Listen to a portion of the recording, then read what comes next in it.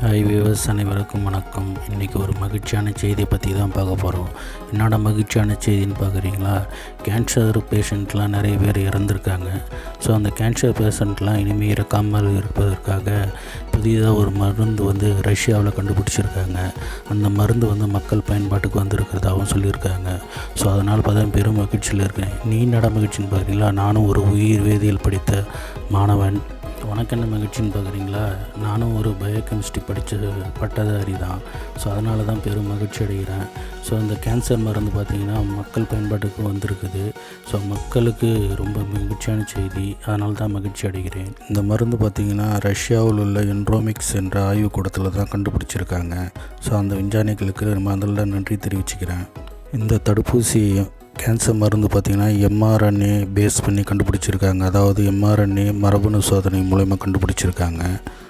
மேலும் பார்த்திங்கனாக்கா கேன்சர் பேஷண்ட்டோட அவங்களோட ஆர்என்ஏக்கு ஏற்ற மாதிரி அவங்களோட தடுப்பூசியை அவங்களுக்கு செலுத்தும்படி கண்டுபிடிக்கலாம்னு சொல்லி ஆராய்ச்சியில் தெரிய வந்திருக்கு.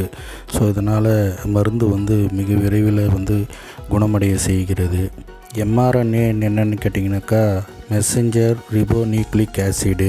ஸோ அந்த ஒரு மரபணு வச்சு தான் இந்த எம்ஆர்என்ஏவின் வேலை என்னென்னு பார்த்திங்கன்னா நம்ம பாடியில் உள்ள டிஎன்ஏவிலிருந்து தகவல்கள், அதாவது மரபணு தகவலை கொண்டு போயிட்டு நம்மளுடைய பாடியில் உள்ள செல்களில் புரத உற்பத்திக்கு மையமாக உள்ள ரைபோசோம்களுக்கு தகவலை கொண்டு போய் சேர்க்கறது தான் இதனுடைய வேலை.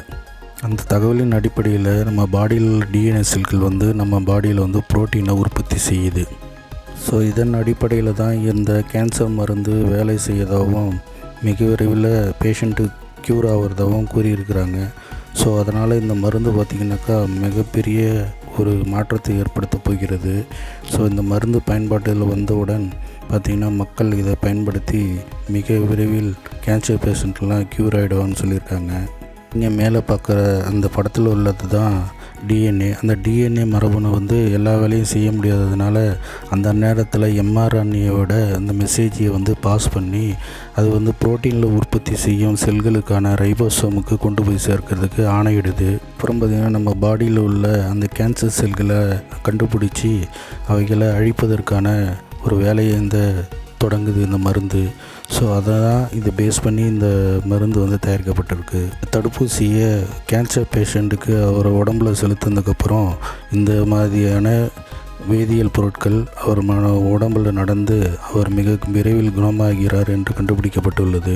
இந்த தகவல் உங்களுக்கு பிடிச்சிருந்ததுன்னா லைக் பண்ணுங்கள், ஷேர் பண்ணுங்கள், கமெண்ட் பண்ணுங்கள். மீண்டும் ஒரு வீடியோவில் முக்கியமான தகவலுடன் உங்களுடன் இணைகிறேன். நன்றி, மீண்டும் வணக்கம். ஒரு நிமிஷம், இந்த தகவல் உங்களுக்கு பிடிச்சிருந்ததுன்னா உங்களோட குழுவில் உள்ள அனைவருக்கும் பகிர்வோம். மீண்டும் சந்திக்கிறேன்.